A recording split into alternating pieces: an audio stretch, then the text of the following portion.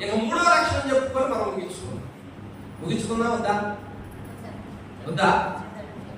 గెలిచి ఉంటానంటే సాయంకాలం చెబుతున్నా. అమ్మా అలే ఎవరికి రావట్లేదుగా, ఎవరికి రావట్లేదుగా? దేవునికి స్తోత్రం. మూడవదిగా వేయకున్న మూడో లక్షణం ఏంటంటే బలం. కొవ్వు పదార్థం కదా, బలానికి సూచన ఉంటుంది. కొవ్వే ఎందుకంటే బలం కావాలి, బలం రావడానికి దేనికి సూచనగా ఉన్నది ఇది కూడా చెప్పాలి. చూడండి యోబు గ్రంథం 29:17. యోబు గ్రంథం 29:17. దుర్మార్గుల దవడ పళ్ళను ఊడగొట్టితివి. దుర్మార్గుల దవడ పళ్ళను వారి పళ్ళలో నుండి దోపుడు సొమ్మును లాగివేసితివి. నీవు గనక వాక్యం విని ప్రార్థన చేసి బలంగా పుష్టిగా గనక ఉంటే సాతానుగాడు ఎంతో మందిని బంధించి నాశనం చేస్తుంటే వాడికి విరోధంగా వాడి దవడ పళ్ళు ఓడగొట్టేవాడు ఏ రోజు.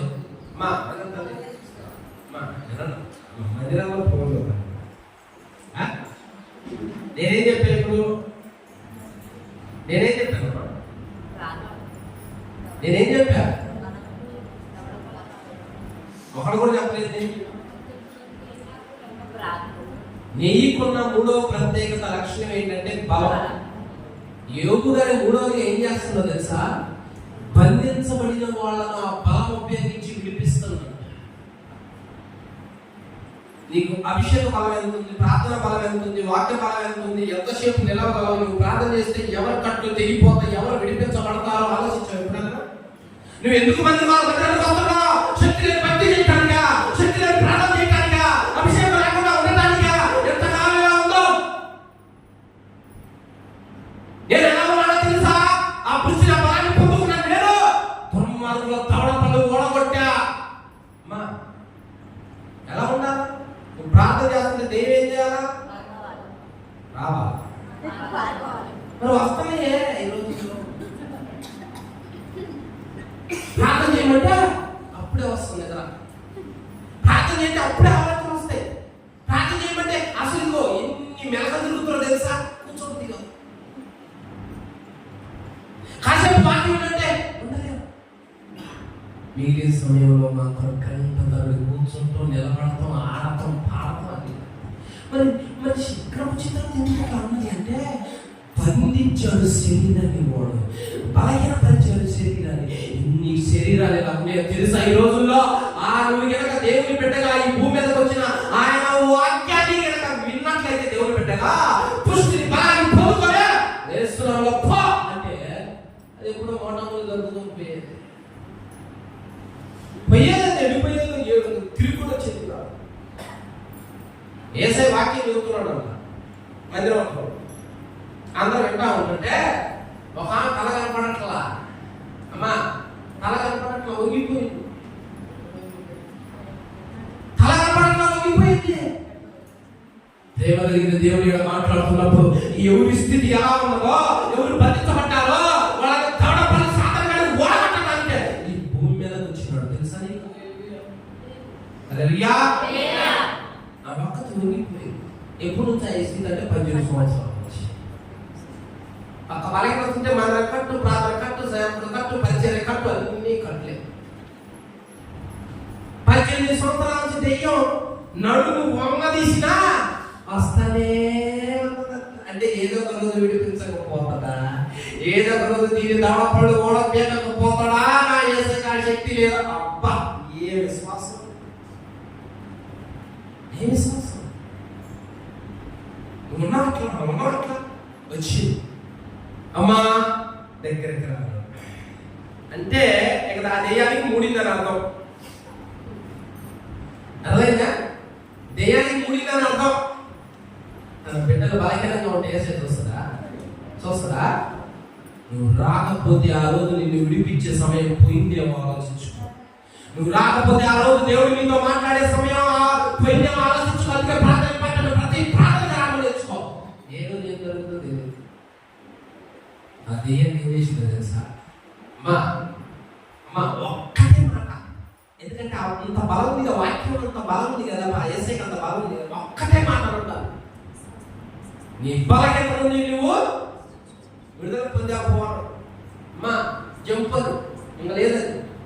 అప్పుడు అంటాడు యేసయ్య, చూడండి నా మాట చెప్తున్నాడు. చూడండి మార్కు సువార్త 5వ అధ్యాయం, మార్కు సువార్త 5వ అధ్యాయం 3-5 వచనం. వాడు సమాధులలో వాసం చేసేవాడు సంఖ్యలతో. సరే, లూకాసు సువార్త, లూకాసు సువార్తలో ఉండదు.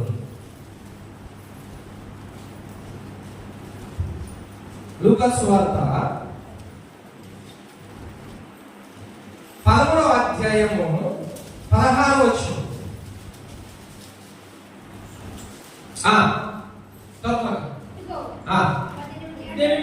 ఇదిగో 18 ఏళ్ల నుండి సాతాను వధించిన అబ్రహాము కుమార్తె అయిన ఈమెను విశ్రాంతి దినమునందు ఈ కట్ల నుండి విడిపింపదగదా అని వారితో అని అతనితో చెప్పెను. హల్లెలూయా.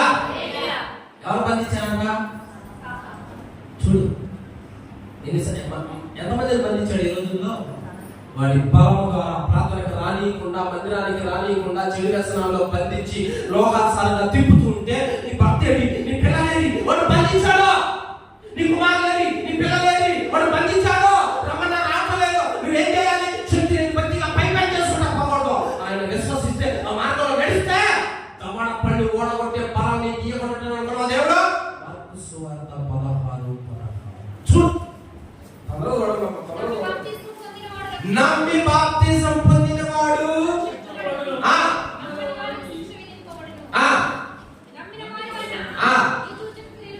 ఏంటైతే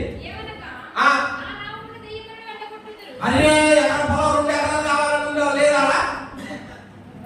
సరిగ్గా ఏసే నమ్ముకుంటే 1 లాభం 2 లాభాలని లేదా? మొదట ఏమంటున్నాడు చూడాలా? ఏమంటున్నామా?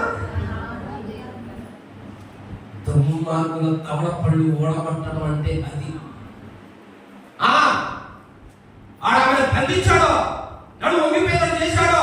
అందుకనే ఆ బలహీనత నుంచి విడిపించబడాలంటే పలాత్యులు కావాలా, ప్రభు మీద అభిషేకం కలిగిన వాళ్ళు కావాలా, ప్రార్థన పనులు కావాలా, భక్తి పనులు కావాలా, ఆ మార్గంలో తప్పకుండా నడిచేవాడు కావాలా. వాళ్ళకున్న ఆ దృష్టి బలం వాళ్ళు మాత్రమే వెళ్ళగొట్టగలరు.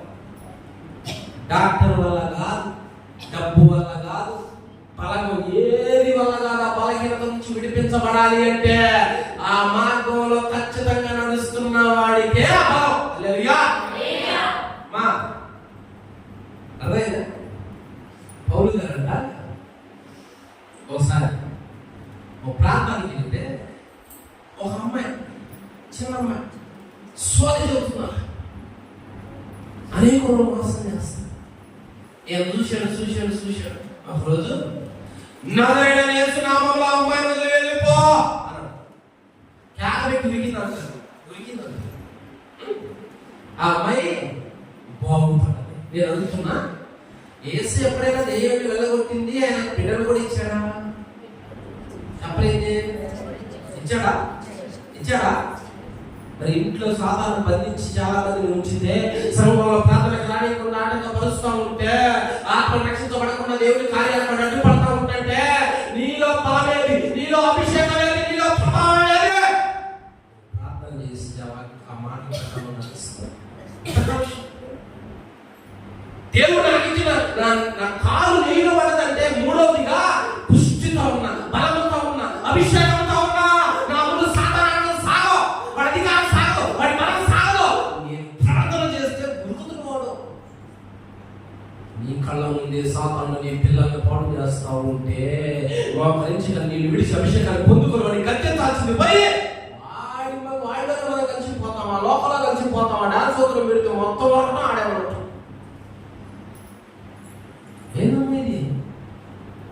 ఏంటి ప్రార్థన, ఏంటి భక్తి, పుష్టి లేని భక్తి ఎంతకాలం? ఈ భూమి మీద ఎందుకు వచ్చాడో తెలుసా?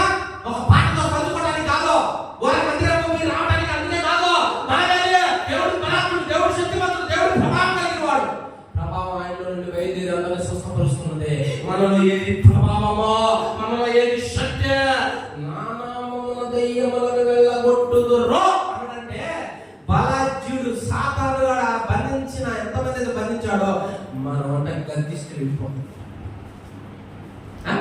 ఇప్పుడైనా నీ మోకాళ్ళకి పని చెప్పవా? ఇప్పుడైనా నీ కళ్ళకి పని చెప్పవా? ఎంతకాలం కన్నీరాన్ని ప్రార్థన చేస్తాం. అంతమంది నరకానికి తీసుకుని పోతున్నాడు, పాతాళానికి తీసుకుని పోతున్నాడు, చెడగొడతా ఉన్నాడు. నా దేవుడు ఏమంటా ఉన్నాడంటే, నా మాటలు వింటే నీకు బలం రాదా, నీకు శక్తి రాదా? ప్రార్థన 10 గంటల కంటే 12ంటికి వస్తుంటివి. ప్రార్థన ప్రతిరోజు చేయవాయా, బైబిల్ చదవాయా, కుటుంబానికి అలవాటు చేయవాయా, కుటుంబంలో ప్రార్థన పెట్టవాయా, దైవజనులతో సంఘంతో ఐక్యత ఉండదాయా? బలమైన నుంచి వస్తుంది, శక్తి నుంచి వస్తుంది, గుంపులోకి వస్తేనే కదా, వాక్యం వింటేనే కదా. అర్థమైందా? బలమైంది మైండ్. ఎలా ఉండాలి దేవుడు బిడ్డ? 7 అగ్ని కూడా త్యాగమే చేసుకోపోతున్నాడు. 7 అగ్ని నుంచి కూడా పేపర్లో పడడం ఏ రేంజ్ లో ఉంటుందో బలం. సింహా బోనా పడేసుకోపో నుంచి కూడా భయపడలా. భక్తి అంటే అది ఏసేపు నమ్మడం. 10,000 పెట్టి నక్షత్రం కట్టుకొని నక్షత్రం బాగా రంగులు దిద్ది ఇంటి మీద పెట్టుకుంటే అదే క్రిస్మస్. జనాలేమో ఈ కుటుంబం క్రిస్మస్ అంటే క్రైస్తవం అంటారు. కూర్చునే ఆయన ప్రకారం భక్తి లేదు, శక్తి లేదు, శక్తి లేదు. అభిషేకంతో కూడుకున్న భక్తి, అభిషేకంతో కూడుకున్న ప్రార్థన కలిగి ఉండాలి. ఎలా ఉన్నారో ఎలిజబెత్ కుమారుడు జకరియా, ఎలిజబెత్ కుమారుడు యోహాను నలుగురిలోకి వచ్చి ప్రకటన చేస్తుంటే హృదయాలు నరకబడతాయి అంట. సైనికులు కూడా వచ్చి మేమేం చేయాలని అడుగుతున్నాం. వాళ్ళు ప్రార్థన చేస్తే తగిలేరా? నువ్వు ప్రార్థన చేస్తే నీతో పాటు నీ పెట్టుకోవాలని అనిపించిందా? నువ్వు ప్రార్థన చేస్తే నీ భర్త కూడా మోకరించాలని అనిపించిందా? నువ్వు బైబిల్ చదువుతుంటే నీతో పాటు నలుగురు రావాలని అనిపించిందా? కట్టాలు తెంపుకొని పంపిస్తే, దెయ్యాలను వెలగొట్టని పంపిస్తే, పుష్టి కలిగి బలం కలిగి అభిషేకం కలిగి ఉందో దేవుడు ఆయన ఈ భూమి మీదకి వస్తే ఆయన వచ్చిన తర్వాత కూడా మనం బలహీనంగా ఉంటే ఎట్లా? వాళ్ళు రాలేదు, వీళ్ళు రాలేదు కాదు, నువ్వు మోకరి ప్రార్థన చేయి, ఒకతో చేసే సంఘం గురించి చేయి, సంఘ అవసరం గురించి చేయి, ఆత్మ గురించి చేయి, మోకరించి కన్నీళ్ళు విడు. ఎలా ఉంటుంది? పుష్టి కలిగి ఉంటా. సంఘం ప్రార్థన చేసి చెరసాలలో ఉన్నవాడు విడిపించడానికి దేవుడు పరలోకం నుంచి దిగిన్నాడు. హల్లెలూయా. వాళ్ళందరూ మాకెందుకులే ఊరుకుంటే ఆ రోజు ఏమైపోయారమ్మా? ఈ కుటుంబాల గురించి ఆలోచించుకోండి. నిజంగా దేవుని మార్గంలో ఆయన వాక్యాన్ని అనుసరిస్తూ మన కింద నడిస్తే 3వది ఎలా ఉంటామో తెలుసా? ప్రాణం పోతున్నా సరే అయితే నేను దేవుని పెట్టనే అంటాం. భయమో భయం ఏం భయం? దెయ్యం భయం, చీకటి భయం, సమాధి భయం, వాస్తు భయం, మొత్తం భయాలే. నెలకొడుకు భయం, అన్ని భయం. సాతాను గారు మనం బంధించినా మనం వాడిని బంధించినా ఇదే కానీ భక్తి కళ్ళు గడ్డ సమయం పట్టిన చాలు. ప్రార్థన రాదు ఇంట్లో.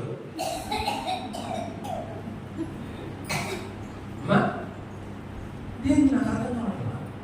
దెయ్యాన్ని వెళ్ళగొట్టుని మనకు అధికారం ఇస్తుంటే దెయ్యాలు అదేదో గలుకలు అంటవేంది, అదేదో వేషం వేసుకుని నమ్మడం భయపడతావేంటి? ఈ భక్తి నీకు ధైర్యం తెలుసుదా అంటే పుష్టి లేదు, అక్కడ పుష్టి లేదు, పైన ఆకారానికి ఉన్నాం. ఇలా ఉండటానికి కాదు దేవుడు ఈ భూమి మీదకి వచ్చింది. తన బిడ్డలు పౌరుషం, రోషం, బలాజీలు, పట్టుదల కలిగిన వాళ్ళు, దేన్నైనా వెళ్ళగొట్టే వాళ్ళు, దేవుడినైనా ప్రాణాలైనా పోగొట్టుకుంటారు కానీ పిలిపడత బయట బయటకి రాదు. అంతానికి భూమి మీదకి వచ్చాడు ఆయన. హల్లెలూయా. శిలువ వేస్తా ఉంటే నేనుంటా నీతో, అందరూ వదిలిపెట్టినా నేను వదిలిపెట్టను అన్నాడు ఆయన. పట్టుకునే సమయానికి ఊరు లేదు, ఉరికింది. అదే భక్తి. కానీ ఏసై కూడా అలా పోతే మన పరిస్థితి అనేది పాపాలే. నా తండ్రి నాతో ఉన్నాడని అలాగే నిలబడ్డాడు దేవుడు. అలాగే ఉన్నాడు ఒక్కడు. మరణాన్ని ఓడించడానికి సాతాను తల కొట్టడానికి నీ పక్షాన నా పక్షాన అంత రోషంగా నిలబడితే ఈ తరంలో ఈ యుగంలో మనల్ని ఎన్నుకొని నిలబడయా భక్తిగా ఇదిగో పౌరుషాన్ని అభిషేకం సంపాదించాయా, పుష్టి సంపాదించాయా, ఎంతకాలం పీడిపోటుగా వయసుగా చాతకాని వాడుగా దేనికి బట్టి దాన్ని కొట్టుకుపోయినట్లు ఉంటావయ్యా. నువ్వు నిలబడాలి, నువ్వు బలపడాలి, అభిషేకం పొందాలి, ఈ సంఘంలో ఆత్మ తీసుకురావాలి, అనేకులు పట్టిన ఇదిగో సాతాను సంఖ్యలు తెగిపోవాలి అన్నంత పౌరుషంగా ఉండాలని ఆయన ఆశపడుతున్నాడు. హల్లెలూయా.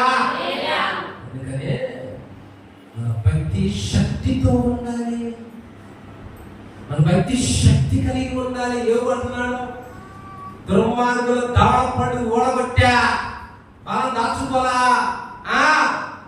అలా ఉండదు అమ్మా, అలా ఉండదు. మనం ఎంతకాలం అలా ఉన్నాం. అందుకనే ఉపవాసంగా ఉండదు.